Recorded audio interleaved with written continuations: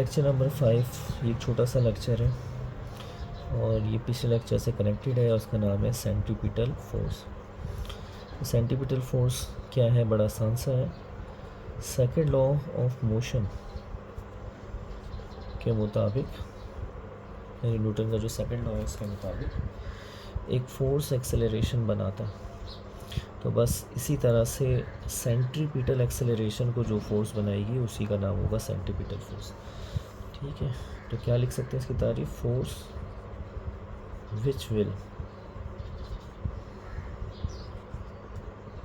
Produce centripetal acceleration.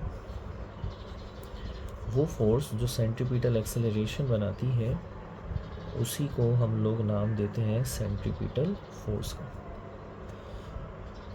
इसका formula बनाना बड़ा आसान है। सबसे पहले by second law of motion copy करें। अच्छा, सेंट्रीपिटल फोर्स के बारे में थोड़ा सा और भी बता देता हूँ आपको।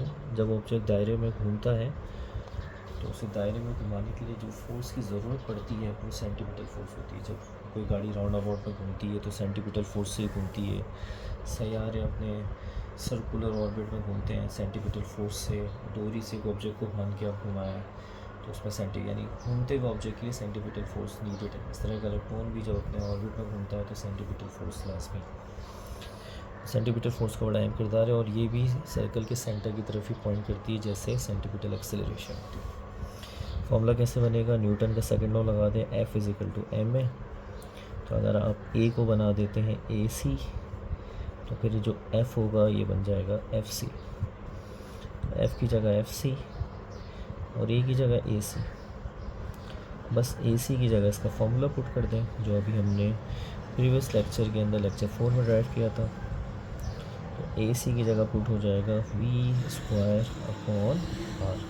AC की जगह V²/R आ गया। M as it is. This is the formula for centripetal force. तो मैंने बताया था मुख्तसर सा ये। और यहाँ पर आप V को बदल सकते हैं R ω से। तो ये नया फॉर्मूले की शक्ल में आ जाएगा R ω² डिवाइडेड बाय R। तो मैं यहाँ सॉल्व कर देता हूँ। mR² ω² divide by R। ये R और एक R यहाँ से कट जाएगा। ये सेंट्रीपिटल फोर्स का हमारे पास आपको एक फॉर्मूला और नज़र आएगा, mR ω²। ठीक है, तो इसी से रिलेटेड सेंट्रीपिटल फोर्स से रिलेटेड एक छोटी सी चीज़ और है। वो ये है कि जैसे मिसाल के तौर पे फ़र्ज़ कर लें ये हमारे पास एक बंदा है और इसके हाथ में एक डोरी है ऐसे करके, और डोरी के गिर्द उसने कोई ऑब्जेक्ट बांधा हुआ है और उसे घुमा रहा है। अब ये भी देखें यहाँ पे सर्कल बन रहा है तो यहाँ पे भी एक सेंट्रीपिटल फोर्स बनती है। ये सेंट्रीपिटल फोर्स कैसे निकाली जाती है? तो ये सेंट्रीपिटल फोर्स हमें निकालनी नहीं है प्रॉपर तरीके से, बस आपको पता होना चाहिए डोरी के अंदर एक फोर्स जनरेट होती है जिसे हम कहते हैं टेंशन की फोर्स, जिसे FT से आया करते हैं। प्लस इस ऑब्जेक्ट का कुछ ना कुछ वेट होता है W। तो ये वेट प्लस का वहाँ जाके माइनस हो जाएगा। तो ये फार्मूला कुछ इस तरह नज़र आएगा, force tension = centripetal force minus W। Centripetal force का फॉर्मूला होता है mv²/R, हमने ड्राइव किया, और W का होता है mg। तो ये जो फॉर्मूला आपको नज़र आ रहा है, इस फॉर्मूले में जो FT नज़र आ रहा है ये होती है टेंशन फोर्स। और यही टेंशन फोर्स असल में आपको क्या बताती है? नेट सेंट्रीपिटल फोर्स बताती है। नेट का मतलब होता है किसी ऑब्जेक्ट पर जब एक से ज़्यादा फोर्सें लगती हैं तो फिर वहाँ पर उन फोर्सेस को प्लस या माइनस करके नेट फोर्स निकालते हैं।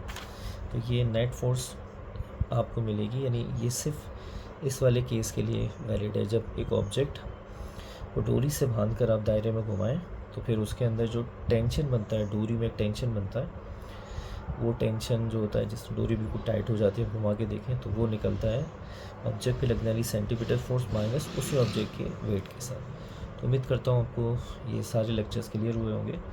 इंशाअल्लाह ताला नेक्स्ट लेक्चर में आपसे मुलाकात करते हैं, और कोई भी क्वेश्चन हो तो आप इस हवाले से पूछ सकते हैं। अस्सलाम वालेकुम।